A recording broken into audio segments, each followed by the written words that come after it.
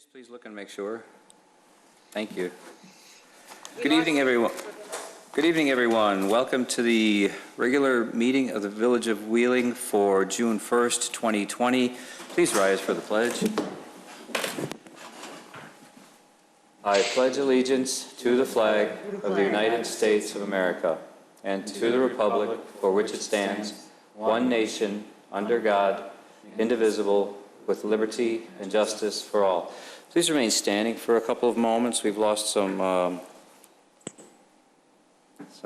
very important members of our community over the last week. Sheila Schultz passed away a few days ago, May 29th, and Father George from St. Joe's passed away over the weekend as well. I'd like to observe a moment of silence.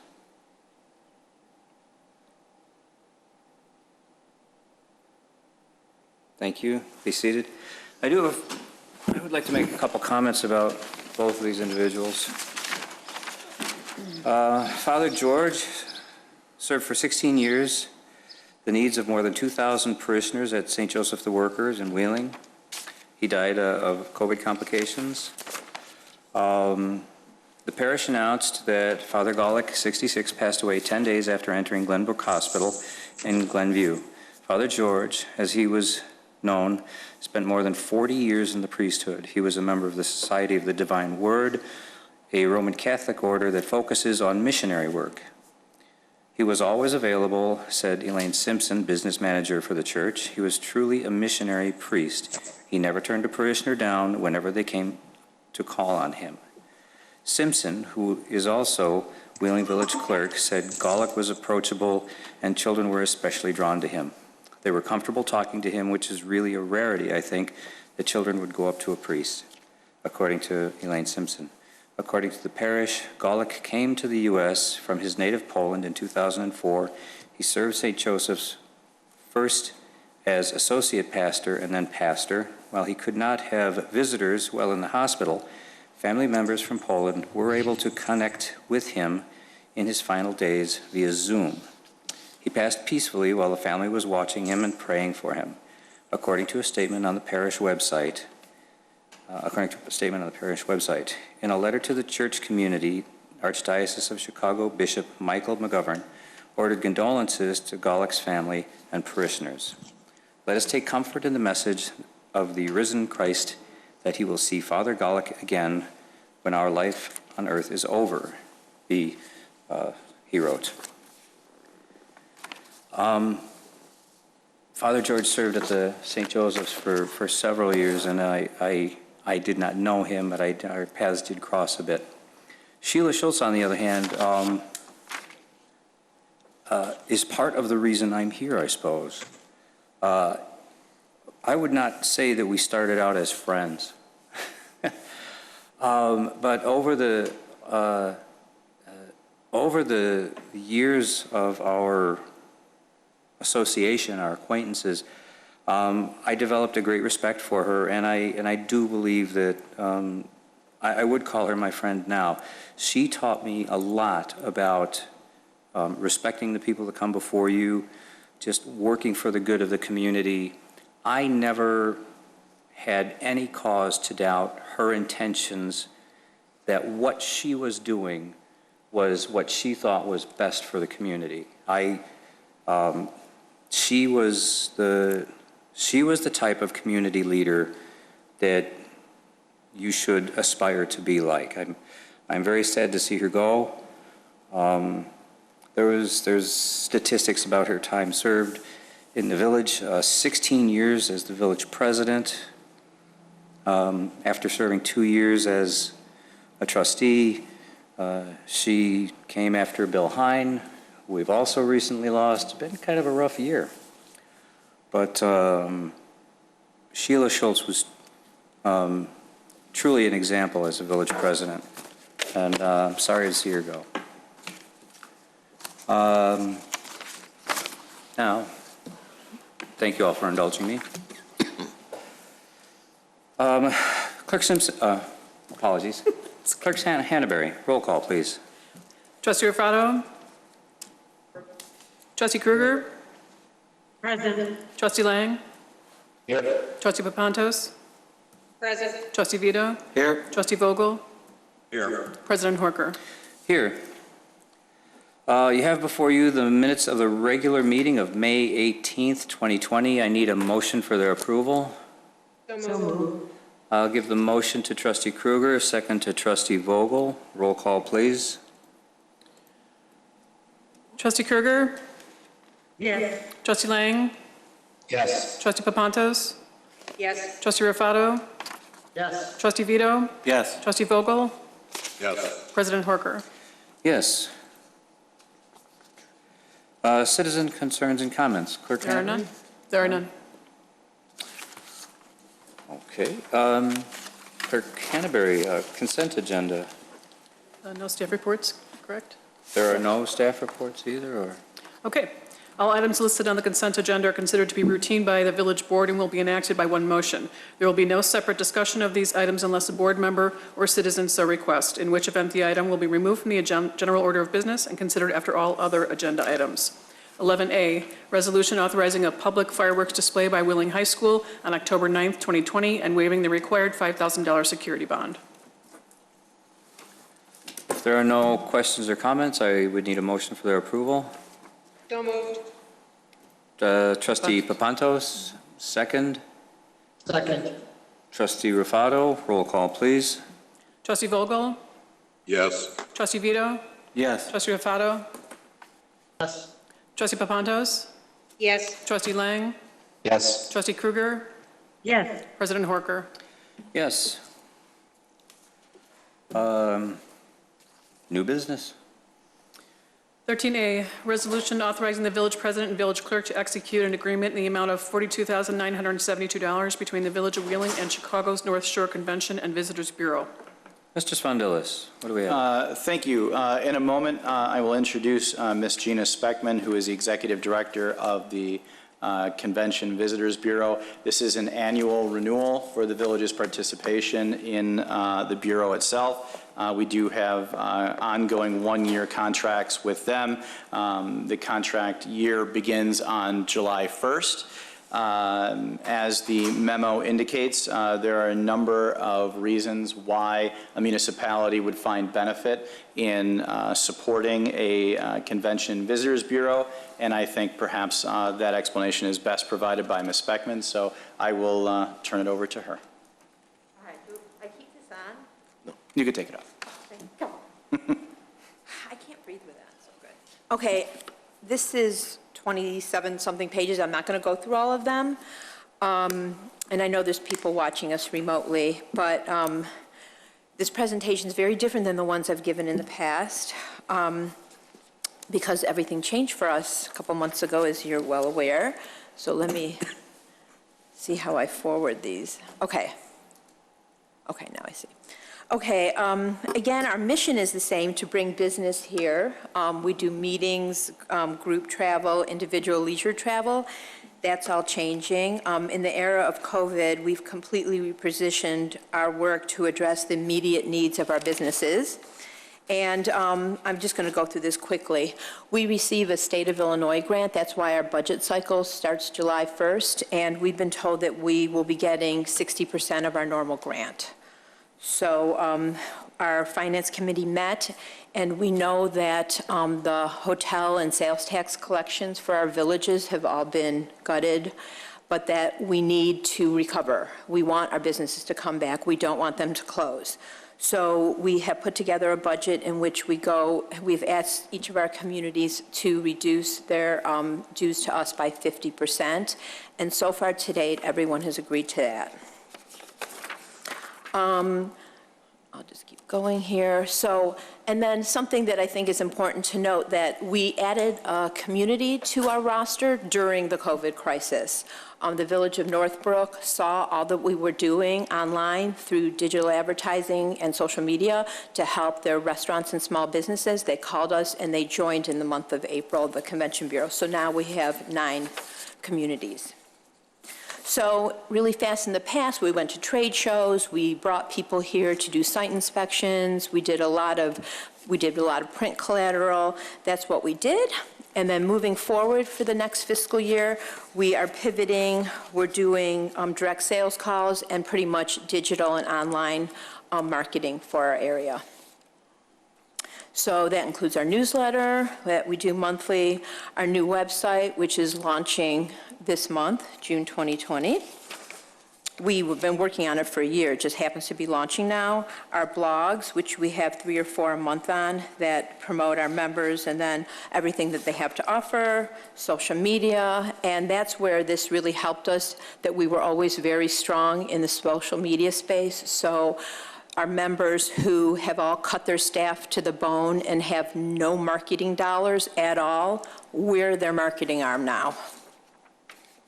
We do Facebook ads. You can see an ad here that we do for Saranello's. We work on, we promote on all the offerings that we have, and I'll go through that in a minute, but we also do individual ones for the Wheeling restaurants.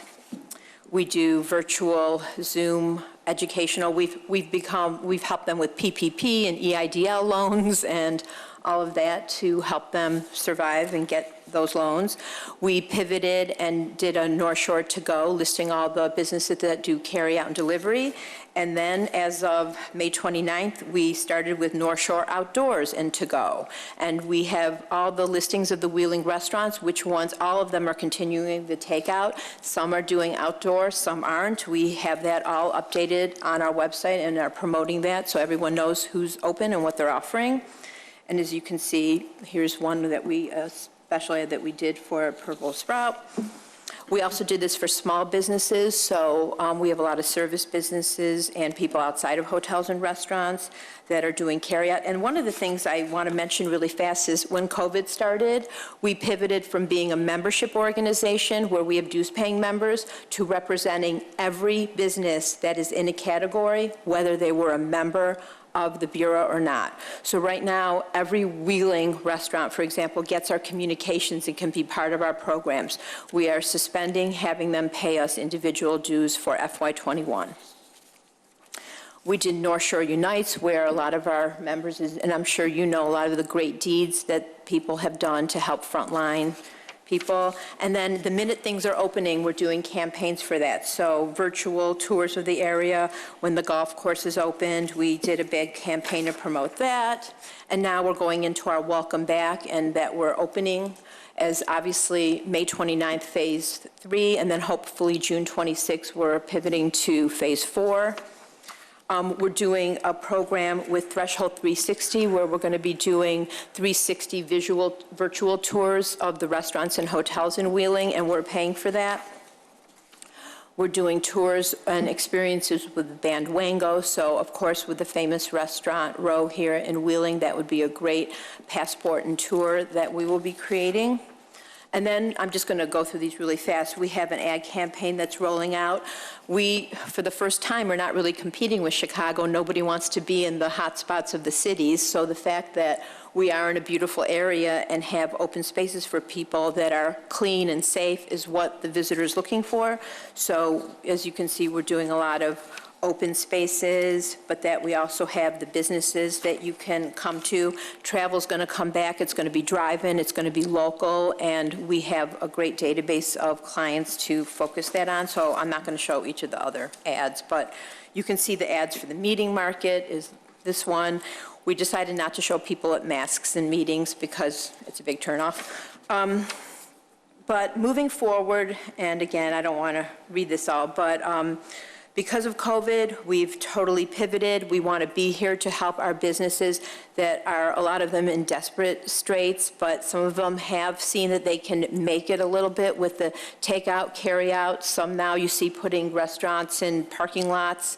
Anything we can do to get to phase 4. We're lobbying to get to phase 5 earlier than right now. We're working with the Hotel Association because right now you can't go to have more than 50 people in our hotels in a room until you're in phase 5, which is a vaccine or the virus goes away, and that might be too long of a timeline for our properties. But we are working with them for how to host meetings that are 50 and under in multiple spaces. So again, we're getting our funding from the state. and we are getting money from the municipalities that we've talked to so far. And we really hope that everyone continues to partner with us as we are the marketing and sales arm for them going through this COVID crisis. As I said, we're representing all the businesses, not just the ones that are members in Wheeling. And, you know, we want to help them because, again, they don't have right now any marketing dollars. We're not soliciting them for anything. We're doing everything on our dime for them. And again, we've pivoted our marketing program to work with the hotels to focus on the business that we know is, we have a lot of research and we know who's going to be the first out and traveling. And we have these campaigns that I showed you that have already started to be there. And, you know, we don't know what the future holds, but we need these places to be here and survive. We just want to have these businesses come back. We need them to come back to where they were March 12th. And we want to be part of that solution, but we understand that there's a lot of financial struggles with each of our communities, but we want to be there and have something at the end of this COVID crisis. So, and we have the support from the hotels. They wrote letters, and I don't know if you want me to read them, but if there's any specific questions, I'd be happy to answer them. Trustee Papantos? Thank you. Do you have a sense from any of the people, the conventions, of when they think they want to start coming back or what they're going to do in the future, let's say early 2021? Well, you know, they're waiting for guidance to see when we're going to be open. And I think the challenge that we have in Illinois now is a lot of our surrounding states are opening earlier than we are, and we don't know if this is going to come back in the late fall, early winter. Right now, most of the meetings that were supposed to take place in the fall, in the spring and summer have rescheduled. Because of contracts and bookings, the hotels all asked people to postpone, so they postponed to late fall, early 2021. Hopefully those can move forward, but if not, you know, we don't know. People have to feel safe, and a lot of what we have to promote is that we are following the protocols, that it's, you know, I tell people it's safer to be in a hotel or an airplane than to go to your local supermarket right now in terms of the protocols that the travel industry is following. So it's the messaging, and people have to feel comfortable to be in groups. Thank you. Any other questions or comments? Wave? If there are none, oh, Trustee Vito. Yeah, thanks, Gina, for coming out. It's a tough time, and it's probably, you know, some of us might be thinking we should be austere and not do this, but I think it's going to be critical that we have someone like you guys on our side, like the email from Aaron Bastable said, so when everything does get back up and running, that we'll have a partner there to market, to get the sales tax revenue and the hotel tax revenue and all that back in. So appreciate all the effort. Glad you guys are lobbying for an earlier open. I think we really need an earlier open, like tomorrow would be good for me. I know I'm in a minority on that, but hopefully it all turns around soon and we can get back to normal. Thank you for your efforts. Thank you. Thank you, Trustee Vito. Anyone else? Trustee Lang? Gina, hi. Can you, could you read the letter from Aaron? Yes. To Weston? Thank you. Weston Chicago North Shore has benefited greatly from the partnership with the CNS-CVB. The following are marketing and sales efforts that could not be done without said partnership. 6 email blasts annually, each reaching thousands of potential customers, targeted holiday room packages, targeted corporate meeting and events, targeted social events, weddings, mitzvahs. CVB attending over 10 industry trade shows, which are relevant shows reaching the customers that fit Weston's marketing plan.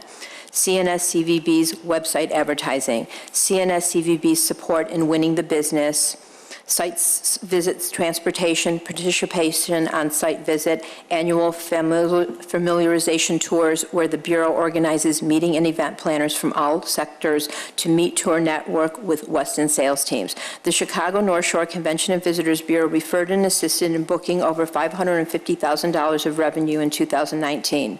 The $550,000 contracted and booked with the Weston North Shore. This would not have been possible without their partnership. This type of partnership will be vital in regenerating the loss of business in 2020. More than ever, the CNS-CVB will be navigating through pent-up demand, exposing the Bureau to more organizations and opportunities than ever before. Please continue to support this partnership so that the Weston has the greatest opportunity to recover from the year 2020 that has been decimated by COVID-19. Warm regards, Aaron Bastable. Thank you. Are there any other questions or comments? If there are not, I would look for a motion for approval. So moved. Motion, trustee Lang, second, trustee Vito. Roll call, please. Trustee Krueger? Yes. Trustee Lang? Yes. Trustee Papantos? Yes. Trustee Rufato? Yes. Trustee Vito? Yes. Trustee Vogel? Trustee Vogel? Or nod. There you go. President Horker? Yes. Thank you, ma'am. Thank you, everyone. Stay healthy. You as well. 13B, ordinance approving temporary outdoor seating for food and beverage consumption. Mr. Spondelis.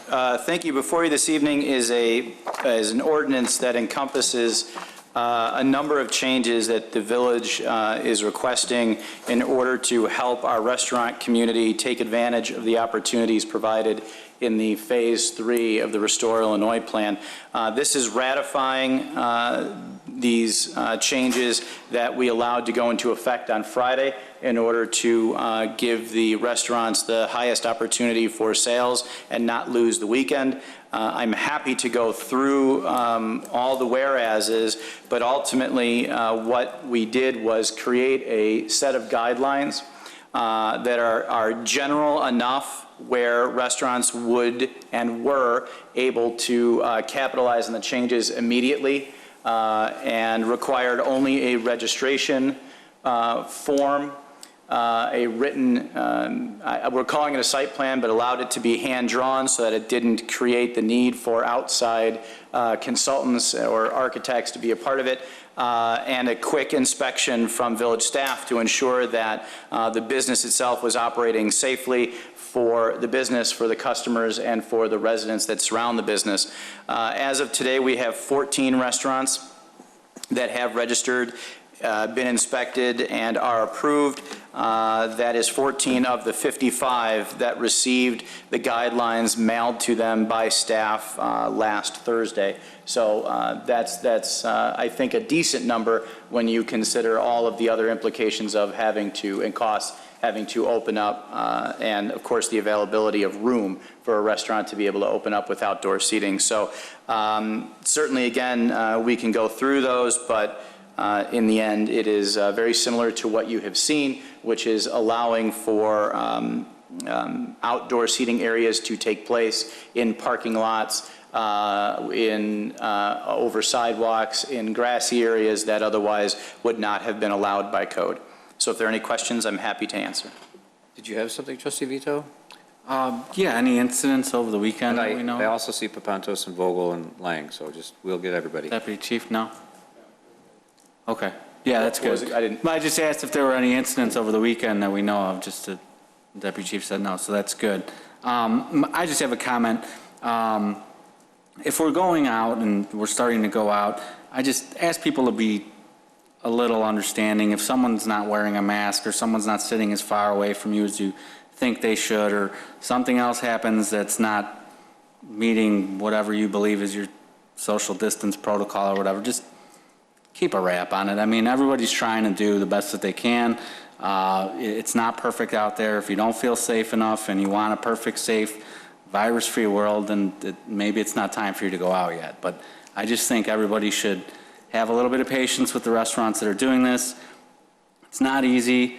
It's especially nice to start in a weekend like this when you have Goldilocks weather. I was at Munich, it was 75 degrees and sunny. Sitting outside was great. I'm a little worried about what happens when it rains, but we'll cross that bridge when we get to it. So I just hope everyone has patience and we get through this, and hopefully the end of June or a victorious lawsuit from one of the people pursuing them comes sooner rather than later. Thanks. Good luck, Trustee Vito. Trustee Vogel? Yes, Trustee Vito asked if there were any problems. Did we get any positive feedback? Are the restaurants pleased with being able to have the outdoor seating, and are they having any success? I know I was at Spears Sunday afternoon. I couldn't get a table outside. There was they didn't know how long the wait would be, but they figured 45 minutes. So obviously they were full up for a while in the afternoon. This was later in the afternoon. So, but have we got any other feedback, Mr. Stanvilas?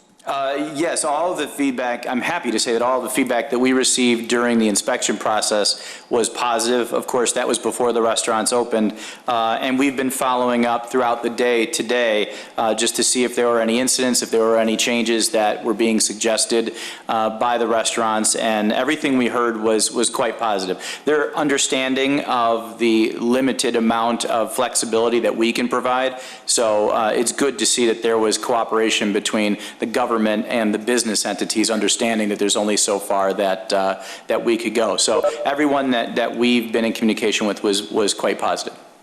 Good, thank you. Thank you, Trustee Vogel. Trustee Papantos? Thank you.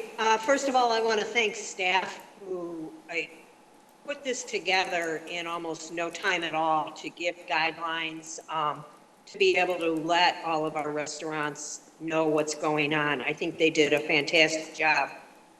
Especially when they're trying to social distance and work from home, or, just starting to come back into the office. I don't think people realize how much work was involved. Manager Spandelis, where can people find a list of the restaurants, or can you give us the 14 that are registered and ready to go right now? Yes, the answer to the first part is it is available on our website. It was sent out via social media on Friday. The list will be updated and reposted as new restaurants come online, because we have had interest from a number of restaurants that have yet to submit their paperwork. So we expect to see the list grow. Casa Chapala Restaurant and Grill, Serenello's, PS Pub, Confessions, I